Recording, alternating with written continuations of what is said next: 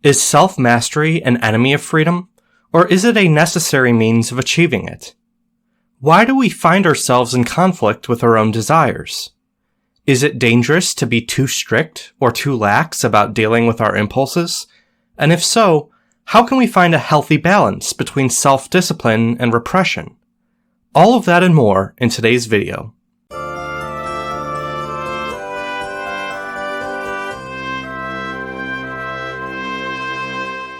What does it mean to be free? We've explored on this channel what freedom means in a political context. But what about interior freedom? The kind of freedom that empowers us to navigate our daily choices, habits, and desires.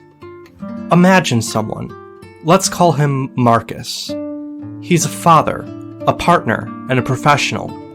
He loves his family, and he wants nothing more than to be dependable, present, and kind to his wife and his children. Yet, after work, stress piles up.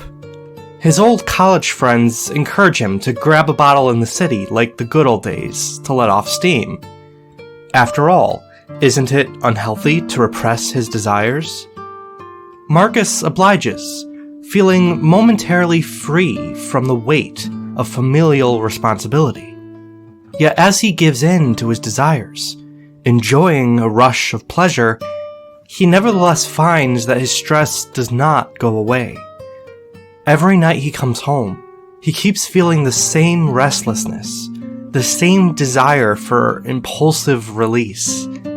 He reaches for the bottle, not just once, but night after night. Over time, his drinking becomes habitual. His temper shortens. His mornings get foggier. He starts missing small, irreplaceable moments with his family. Key formative memories he should have shared with those he swore to care for. Bedtime stories, romantic dinners, gentle conversations. He watches himself from a distance, abandoning the version of himself he so badly wanted to be. Yet, even after the guilt hits, it doesn't change the outcome. He knows better, but knowing isn't enough. He's become a slave to his impulses. Is surrender to his impulses truly freedom? Or his lack of self-mastery made him less free to become the person he truly wants to be? What will become of him if he can no longer choose what he values most over what he desires in the moment? Marcus's struggle isn't just about bad habits. It's about his agency and sense of purpose. We live in a world obsessed with choice, where freedom is often framed as the ability to do whatever we want, whenever we want. But Viktor Frankl, a psychiatrist who survived the Holocaust, observed that this kind of freedom can become hollow, paralyzing even, when it's not anchored to something greater. In Man's Search for Meaning, Frankl argues that human beings are not truly free when they are unbound by responsibility. As mentioned in my short on the nature of freedom, freedom from something is only meaningful when it is paired with freedom for something. When actions are guided by purpose, not just impulsive desires. Without purpose, freedom from restraint traps us like a pit of quicksand. We drown in options, pulled in 1,000 directions by passing desires, unable to commit to anything deeply. We justify our increasingly meaningless state by telling ourselves we're celebrating autonomy, but what we often feel is disorientation, burnout, even despair. When we lose our compass of meaning, impulses take over. Agency slips through our fingers, even as we believe we're exercising it. Real freedom is not found in escaping burdens, but in choosing which burdens are worth carrying. What does inner freedom look like? Classical philosophy offers a powerful answer, one that complements Frankl's insights about meaning and agency.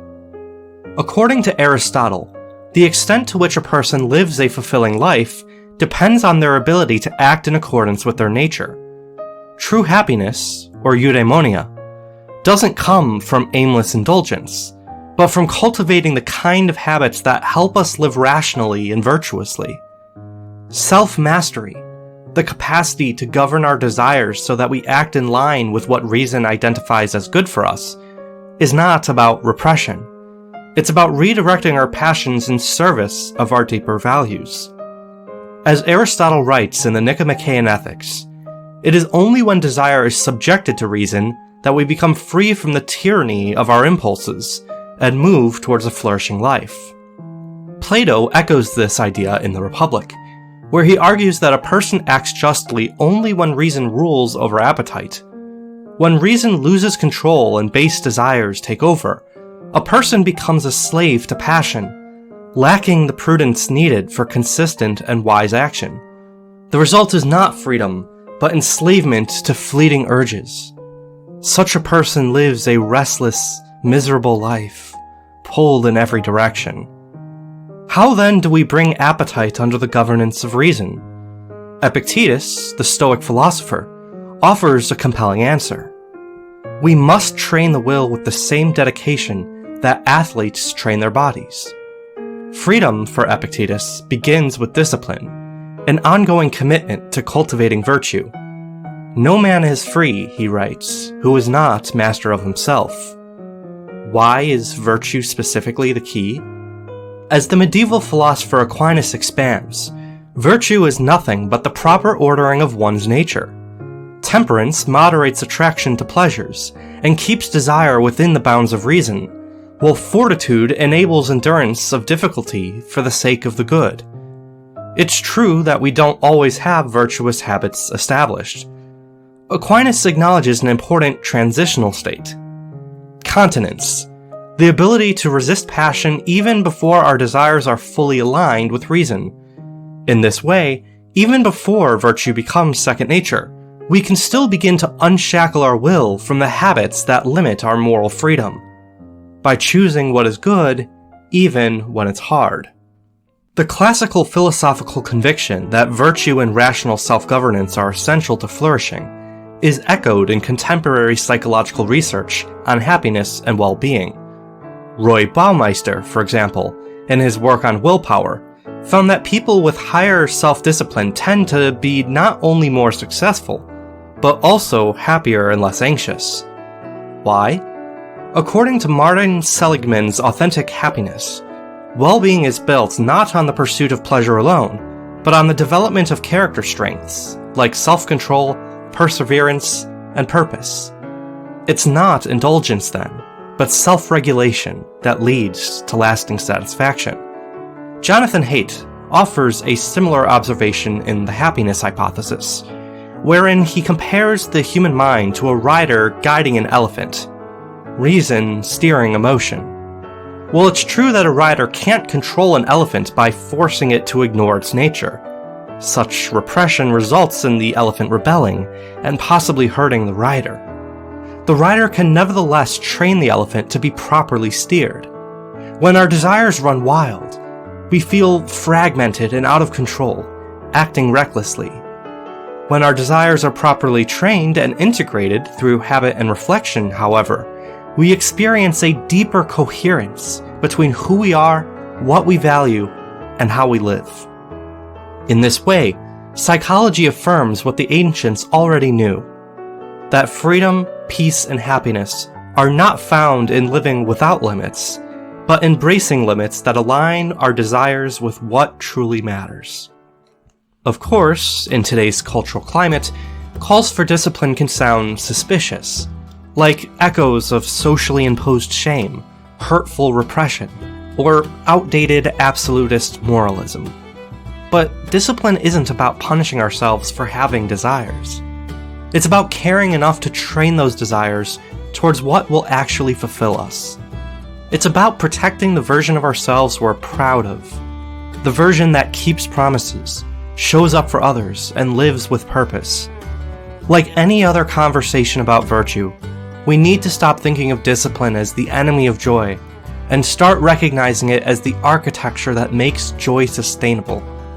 If we want true happiness, not just fleeting pleasure, but a grounded, enduring sense of flourishing, we need to recover the moral vocabulary of self-mastery.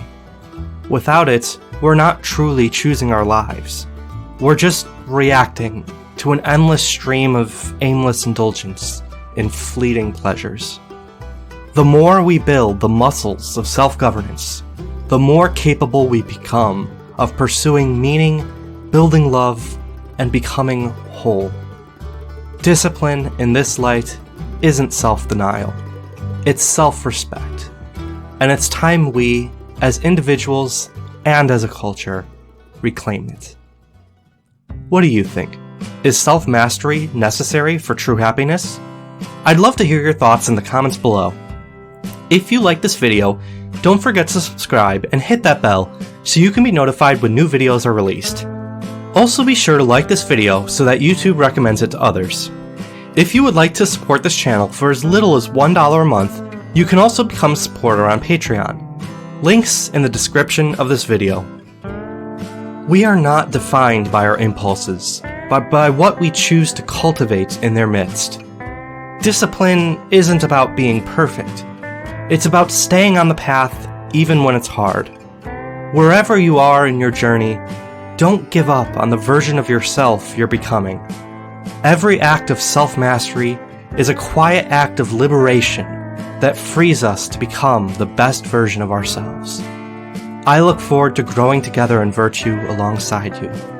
Peace be with you. This has been The Philosopher.